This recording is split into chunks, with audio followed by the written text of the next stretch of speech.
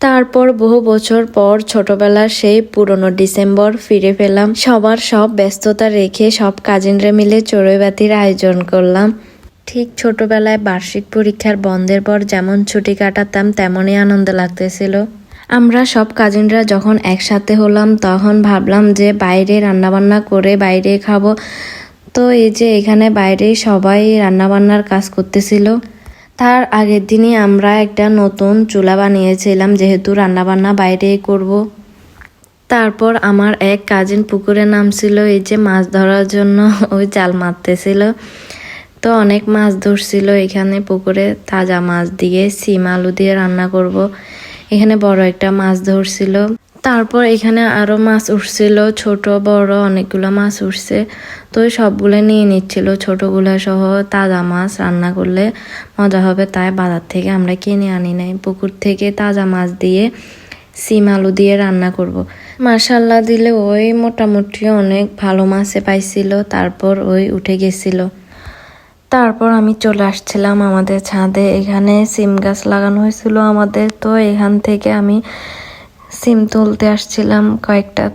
এরকম গাছ থেকে পাড়া টাটকা সবজি রান্না করলে অনেক মজাই হয়। তো এই সিম আলু টমেটো দিয়ে মাছ রান্না করা হবে। তারপর মুরগি মাংস রান্না করা হবে। তো এখানে মাংসগুলো কেটে ধুয়ে রেডি করা হচ্ছিল। এবার মাংসগুলো ভেজে নিবে। মাংসগুলো ভেজে নেওয়ার জন্য এখানে একটা কড়াই বসায় তেল দিয়ে তার মধ্যে মাংসগুলো একটা একটা করে ভেজে নিচ্ছিল। কিছুক্ষণ অপেক্ষা করার পর এই যে মাংসগুলো ভাজা হয়ে গেছে। তারপর মাংসগুলো রান্না করার জন্য এখানে পেঁয়াজ কুচি দিয়ে প্রয়োজনীয় হলুদ গুঁড়ো, মরিচ গুঁড়ো, লবণ এগুলো দিয়ে ভালোভাবে কষিয়ে নিচ্ছিল। এরপর এখানে এগুলো কষানোর পর মাংসগুলো দিয়ে দিল। মাংসগুলো দেওয়ার পর পানি দিয়ে কিছুক্ষণ অপেক্ষা করলে এরপর মাংস রান্না হয়ে গেল। এটা নামানোর পর এদিক দিয়ে সিম আলু মাছ রান্না করার জন্য মশলা কষানো হচ্ছে। তো কষানোর পর এখানে সিম আলু মাছ দিয়ে দিল। তারপর এখানে দেখতে পেলাম একটা গাছের মধ্যে কয়েকটা সিম দেখা যাচ্ছে। তো ভাবলাম যে এগুলো পেরে এর মধ্যে দিয়ে দিই। তো এগুলা পেরে নিলাম, বেশি হয় নাই, অল্প কয়েকটাই হয়েছে। তো এগুলো এখানে কুটে ধুয়ে এর মধ্যে দিয়ে দিলাম।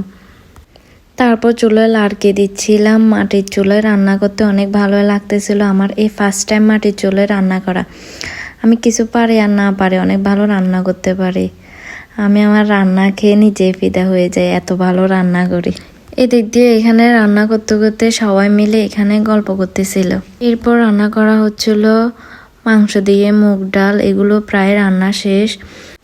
এরপর আমি ভর্তা করে নিয়ে আসলাম। এখানে লাল মরিচ দিয়ে, শুটকি দিয়ে, রসুন দিয়ে একদম ঝাল ঝাল করে শুটকি ভর্তা করে নিয়ে আসলাম। তারপর রান্না বান্না শেষ করে আমরা গোসল করে রেডি হয়ে চলে আসলাম। এই যে আমরা দুই বোন এখানে একটু ভিডিও করতেছিলাম। এরপর এখানে আমার দুই টুইন কাজিনও ছিল, ওদেরকে বললাম সুন্দর করে দাঁড়াইতে একটা ভিডিও নিয়ে। ওরা এখানে দুষ্টামি করতেছিল দুজনে। পরে ভিডিও একটা নিয়ে শেষ করে দিলাম।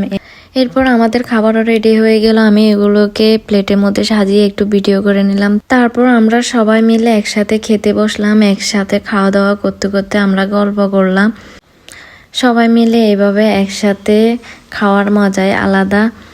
একদম ছোটবেলার কথা মনে পড়ে গেল। এরকম ছোটবেলায় আমরা চড়ুইভাতির আয়োজন করতাম। মনে হচ্ছিল আমরা সবাই ওই ছোটবেলায় আবার ফিরে গেলাম। সত্যি বলতে আমরা সবাই ওই দিন অনেক মজা করলাম। তারপর খাওয়া দাওয়া শেষ করে আমরা এখানে বাইরে একটু আড্ডা দিচ্ছিলাম। ছোটবেলার স্মৃতিগুলো ধরে রাখার জন্য মাঝে মধ্যে এরকম কিছু করা দরকার। তো আজকে এ পর্যন্তই। আল্লাহ হাফেজ।